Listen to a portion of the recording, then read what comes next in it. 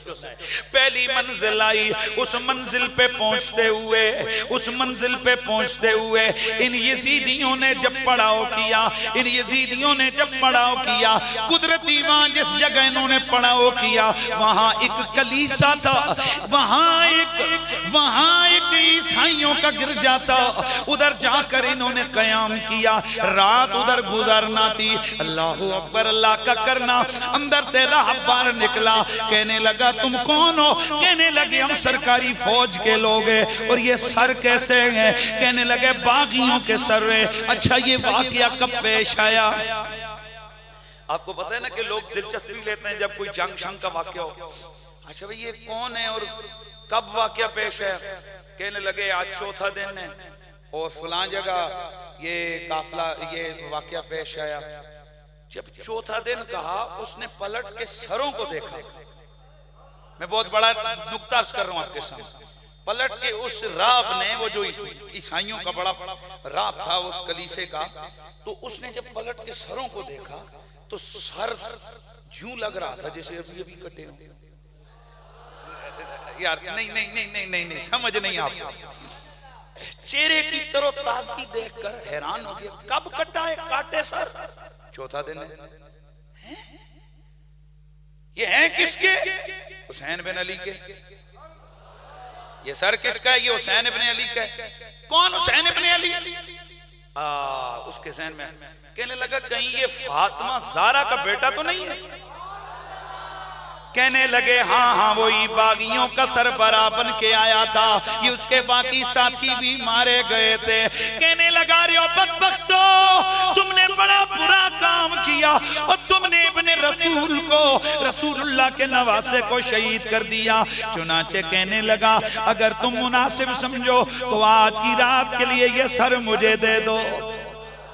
कहने लगे सर तुझे क्यों दे? हमने दरबारे यजीद में सर को पेश करना है, अगर कहीं ये सर हमसे खो गया हम मारे जाएंगे। कहने लगा भाई अरे मैं अकेला हूँ, तुम इतना बड़ा जत्था हो, मैं तुम्हें कभी यहाँ चक्कर दे सकता हूँ, आज की रात ये सर मुझे दे दो। ना माने। अब इसके जहन में एक तरकीब आई, समझ गया ये बड़े लालची लोग हैं। उसने कहा 10,000 दिरहम ले लो, एक रात ही की तो बात है, ये रात इस सर को मैं अंदर अपने पास रखना चाहता हूँ। कहने लगे चल ठीक है सौदा हो गया। ये सरी हुसैन को लेकर ये राहब अंदर गया, जाकर नवासे रसूल के सर को गुसल दिया, कस्तूरी लगा। एक गुलाब में लपेटा, गुलाब में लपेट कर सारी रात उसे गोद में रखकर ये रोता रगा। सुबह का वक्त हुआ, उधर इसकी आंख लगी, किस्मत जाग गई। बस कुछ भी ना बोला। सुबह हुई, उठा, उठकर कहा बताओ क्या ये अकेले? कहा ना इनकी औरतें और एक बच्चा इनके साथ आया है। जाकर इमाम ज़ैनुल आबिदीन का हाथ चूमा और कहने लगा ओ रसूलुल्लाह के प्यारे, मुझे कलमा पढ़ा के मुसलमान कर दो। इमाम ज़ैनुल आबिदीन ने इस राहब को कलमा पढ़ाया। अब 10,000 दिरहम उसने थैली में डाल के उन्हें गिन के दिए। अब जब वो रवाना हुए अगली मंजिल पे पहुंचे, जैसे ही उन्होंने अगली मंजिल पे पहुंचकर उस थैली को खोला कि चलो आपस में ये दिरहम बांटते गए, हैरान रह गए कि वो दिरहम ठीकरियां बन गई थी और उनकी एक तरफ लिखा हुआ था वला तहसबन्नल्लाह गाफिलन अम्मा यअमलु ज़ालिमून, कि ए लोगों हरगिज़ तुम अल्लाह करीम को जालिमों के जुल्म से बेखबर ना समझना। और दूसरी जानिब लिखा हुआ था वसयअलमुल लज़ीना ज़लमू अय्युमुल क़ल्बी यन्क़लिबून। अन करीब जालिम लोग जान लेंगे कि वो किस पलटे पर पलटा खाते हैं। अल्लाहु अकबर। अल्लाह का करना बाद उलमा ने लिखा है, बाद उलमा ने लिखा है, इमाम अबू नुऐम और इसके अलावा दीगर बुजुर्ग लिखते हैं कि अचानक रात को जिस जगह कलीसे की दीवार के नीचे ये लोग रह रहे थे, सोए हुए थे, वहां पर एक लोहे के कलम से दीवार में खुरच कर सुबह को ये इबारत लिखी हुई थी, अतरजू उम्मतुन कतलत हुसैन शफाअत जद्दिही यौमल हिसाब। कि वो लोग के जिन्होंने हुसैन को शहीद कर दिया है वो क़यामत वाले दिन उसके नाने की शफाअत की उम्मीद कैसे रख सकते हैं। अल्लाह अकबर। ये समझ तो इन्हें आ रही थी, ये हालात तो बता रहे थे कि जो कुछ हुआ ये ठीक नहीं हुआ, लेकिन लोगों आपको ये पता है कि ये जो बदबख्त होते गए, जो बड़े बड़े जालिम होते गए, इनके दिलों पर जब मोहर लग जाए इनको गुनाह के अंदर मजीद हुस्न नजर आता है। ये कभी भी जिन्होंने वापस तौबा जिनके नसीब में ना हो, अल्लाह ताला उनके लिए शैतान, अल्लाह ताला उनके लिए वापसी के रास्ते बंद करता है। शैतान उनके लिए उनके अमाल को मुज़य्यन करके बताता है, उनको यही वसवसे देता है कि ना ना हमसे कोई गलत नहीं हुआ, लेकिन हकीकत में वो के रांधे हुए होते हैं। अल्लाह अकबर। अगली मंजिल आई, अगली मंजिल पर पहुंचे, एक यहूदी यहया नाम का बंदा मिला। कहने लगा हाँ किधर जा रहे हो, और ये कौन लोग हैं जिनको तुमने इतना, और उसने इमाम ज़ैनुल आबिदीन की एड़ियों से खून टपकता देखा। कहा ये कौन है? कहा बागी हैं। ये सर किसका है? इनके सरदार का। भला कौन था ये? कहा नवासे रसूल।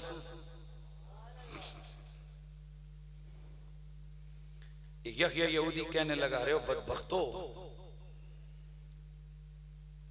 नवासे रसूल का सर काट के ले आए हो? वो हम यहूदी हैं, वो हम यहूदी हैं, हमारे पास चंद वर्के उस किताब के कि जो किताब हजरत उज़ैर अलैहिस्सलाम के दौर की है, हम उनकी ज़ियारत के लिए कई कई महीनों के सफर करके आते जाते हैं और उसकी आज भी इज्जत करते हैं। और तुमने खुदा के रसूल के नवासे को शहीद कर दिया। वो भड़क उठा, उसने लान तान की, और जब उस असीरा ने करबला के काफिले को देखा तो इंसान होते हुए उसका सब्र का बंधन टूट गया। कहने लगा तुम बदबख्त हो, तुम कमीने हो। यजीदियों को गुस्सा है, तलवार लेकर आगे बढ़े। उसके पास भी तलवार थी, वो आगे आया, मुकाबला किया, 4 यजीदियों को वास्ते जहन्नम किया। और उसके बाद जब जख्मी होके गिरा, इमाम ज़ैनुल आबिदीन को देखा, सरे हुसैन पे नजर पड़ी, कहने लगा जिनके लिए जान दे दी उनके नाने का कलमा ही क्यों ना पढ़ लो। ये कहते हुए कलमा पढ़ा, और कलमा पढ़ते हुए वो शहीद हो गया। और आज भी हैरान के अंदर उसी शहीद, उसका नाम शहीद यहया शहीद है, उसका दरबार आज भी मौजूद है, और दूर दराज से लोग आज भी उसे सलाम करने आते हैं। हाँ, अल्लाह अकबर, अल्लाह अकबर। ये काफिला वहां से आगे बढ़ा, लेकिन मैं यहाँ एक जुमला और अर्ज कर देता हूँ। मैं इख्तिसार से यहाँ दरमियान में सारे हालात और वाक़यात वो जो हजारों की तादाद में लिखे गए, लेकिन उनमें से एक बड़ी चीज जो मैं आप तमाम हज़रात को अर्ज किए देता हूँ वो ये है कि कई मंजिलों पर ये मुस्तनद किताबों में मौजूद है, कई यहूदी मुसलमान हुए और कई ईसाई कलमा पढ़ के मुसलमान हुए। बास जगह पर तो एक पूरा काफिला करामत देख के सरे हुसैन की के रात को उसमें से नूर की किरणें फूट रही थी। एक काफिला था जिसने पड़ाव किया था इनके काफिले के करीब, वो देखकर हैरान रह गए और उन्होंने कलमा पढ़ लिया। अब मैं छोड़िए लंबी बहसों को, यार चंद दर्जन ही सही जिन्होंने कलमा पढ़ा, लेकिन आइए जरा देखते हैं रसूलुल्लाह की आल का मिशन था खुदा के दीन की तबलीग करना।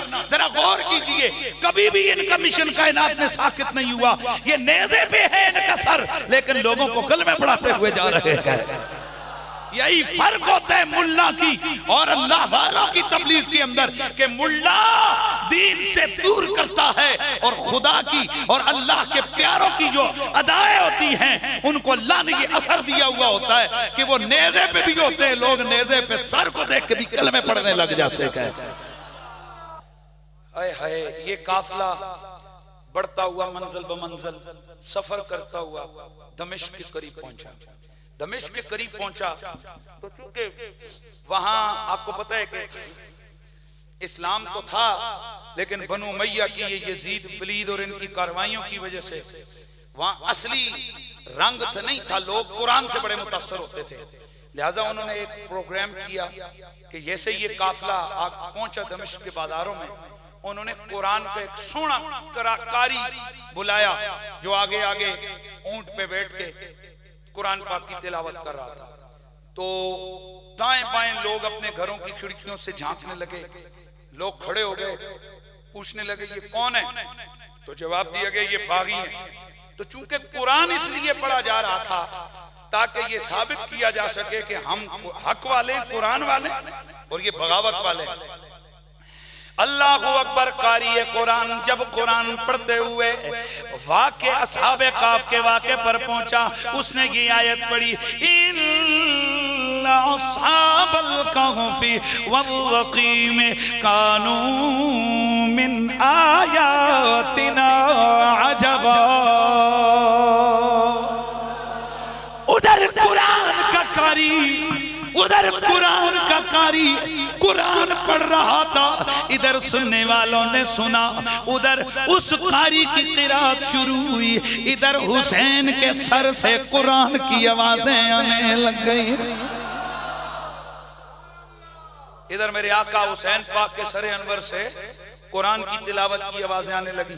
और जब वो कारी इस आयत पे पहुंचा, इन्ना साबल काफ़ व रकीम कानू में नायात देना अजबा, अल्लाह ताला फरमाते कि असहाबे काफ और वो गार वाले ये जो हैं ये हमारी निशानियों में से अजब निशानी है।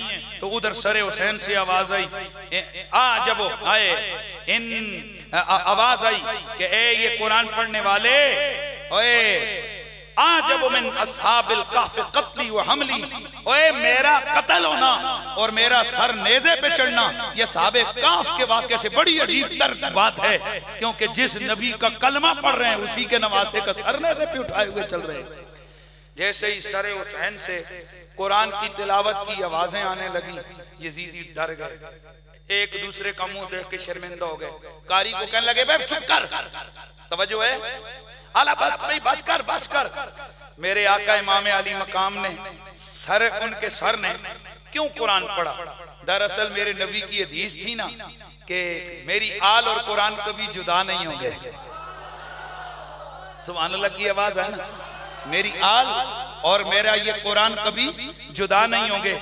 आज दमिश्क के बाजारों में बज़ाहिर ये एक हरकत की गई और एक मंसूबा बनाया गया, ड्रामा रचाया गया कि एक तरफ आले मोहम्मद का ये काफिला था और दूसरी तरफ कुरान रखा गया। मेरे आका हुसैन ने कुरान की तिलावत करके बता दिया मेरे नबी की बात कभी गलत नहीं हो सकती, कल भी हम कुरान वाले थे, आज भी हम कुरान वाले हैं। और मेरे आका ने फरमाया था कि ये कभी भी आपस में जुदा नहीं होंगे, यहाँ तक के हौज़े कौसर पर हत्ता यरदा अलैयल हौज़, ये दोनों हौज़े कौसर पर मेरी आल और कुरान इकट्ठे आएंगे। अल्लाहु अकबर। तो फिर कहने वाला कहता है ना कि कंकर बल को बसाया है हुसैन बे, मिल के जरा झूम के आवाज आए करबल,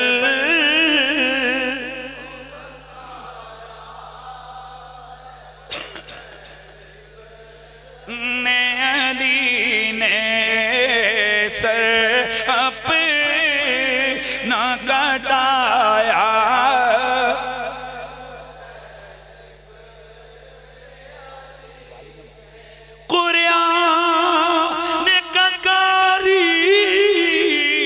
कोई ऐसा न मिलेगा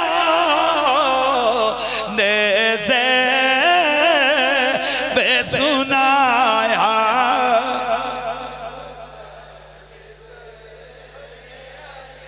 झूम कर आवाज आनी चाहिए नेज़े पे सुनाया है हुसैन ने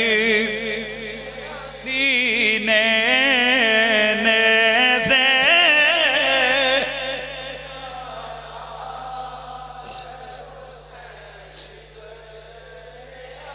हज़रात गिरामी 1500-1600 मील का फासला ये इस तरह इस हालत में तय करना, बयान करना बड़ा आसान होता है, भुगतना बड़ा मुश्किल होता है। अरे जरा खुद सोचिए, आप में से कितने बंदे हैं जो ऊंटों की नंगी पुश्त के ऊपर 5 किलोमीटर सफर तय कर सकते हैं। हालत क्या होती है, अल्लाह अल्लाह, ना बंदा जीने जोगा ना बंदा मरने जोगा।